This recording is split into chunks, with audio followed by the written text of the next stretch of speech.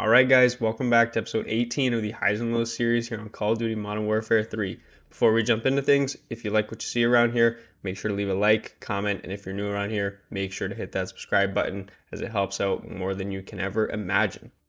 So, in today's episode, we're continuing with our LMGs and we are focusing on the Bruin MK9 today.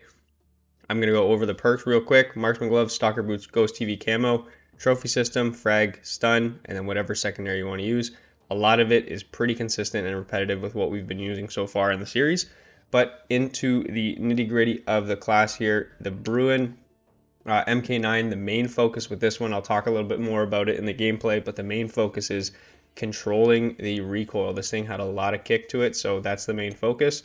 So we're going to do the 23-inch XRK Horizon V2 barrel, the X10 ported 290 muzzle, the X10 Phantom 5 hand stop, the Bruin Q900 grip wrap, and the slate reflector for a sight. So pretty standard setup, but again, heavily leaning towards the recoil control with maybe a little bit of ADS.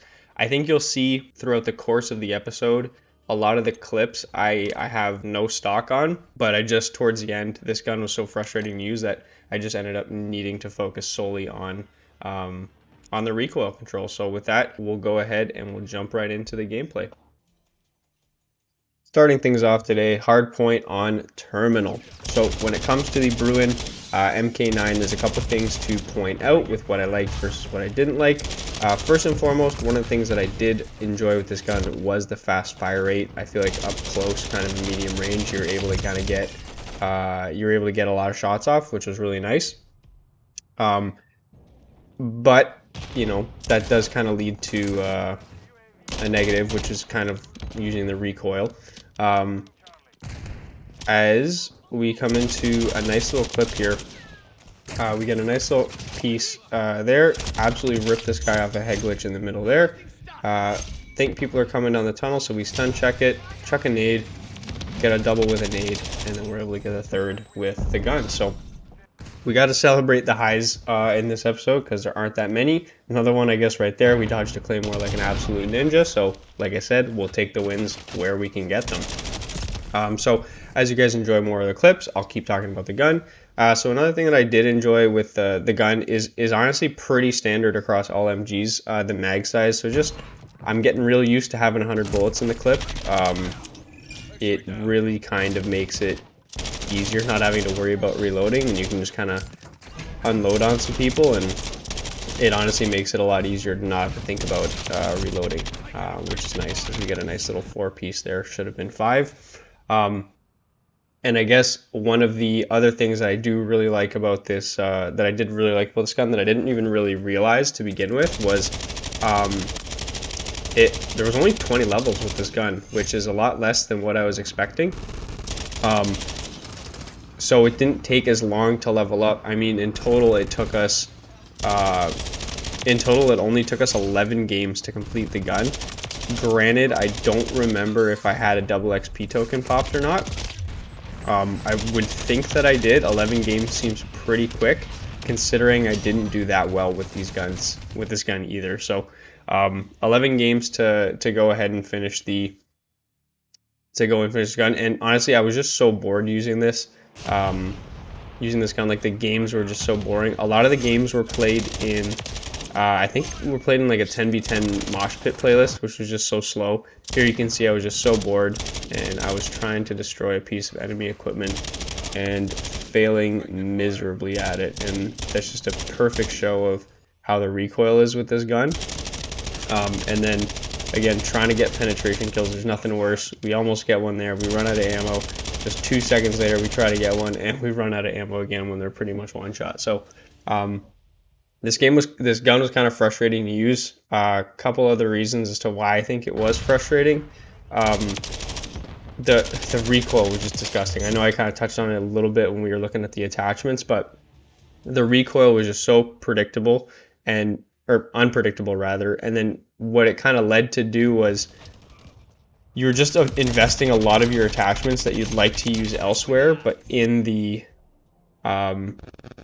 that, you'll see right here, we had a teammate on that wasteland that went I think he went 4 and 31. He was just reverse boosting, so that was a frustrating one to kind of watch that there. But yeah, so the recoil was unpredictable, so it forced you to invest other attachments that you would have liked to use elsewhere, so it kind of just made the gun real slow.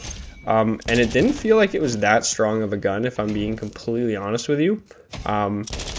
It really didn't feel like it hit that hard. Like the Pumiot hit pretty hard, so it felt pretty good. It felt pretty good to use it.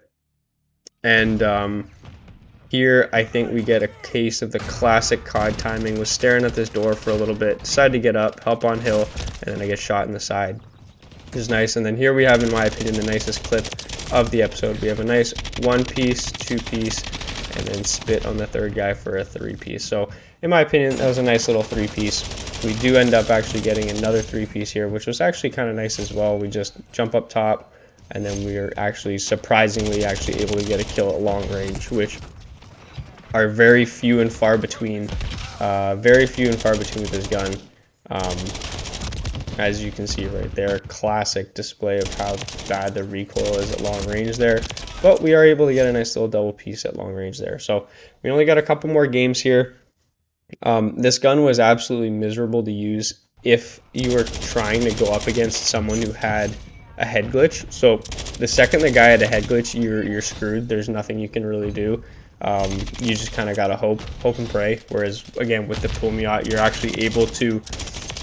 actually able to rip people off of it because the recoil was manageable and it hit pretty hard. But this one, you just weren't able to. So it was kind of a challenge to get it done. But as we kind of close things off here, as you guys can see on screen, we get our 4th camo unlocked for the Bruin, and we get absolutely cooked again. We somehow always find ourselves undermanned, but we jump into shipment dump, and the last clip of the episode today, we have got a 1-piece, 2-piece, a nice slide for a 3-piece, 4, and then I believe we get 5. Yep, so we do get 5, and then as you can see, the gold camo pops up.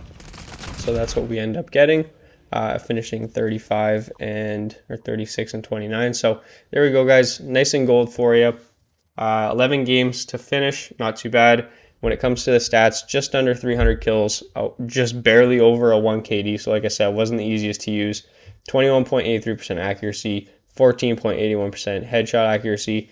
We can't take too much stock into the accuracy numbers just because one of the challenges is to get 2 kills in 1 life without letting go of your trigger. So you just find yourself spraying at a whole lot of nothing. But anyways, guys, that's the Bruin. We got 2 down. I think we've got 3 to go. So with that being said, I hope you guys have a great day and leave a like, comment, and subscribe, and we'll see y'all in the next one. Peace.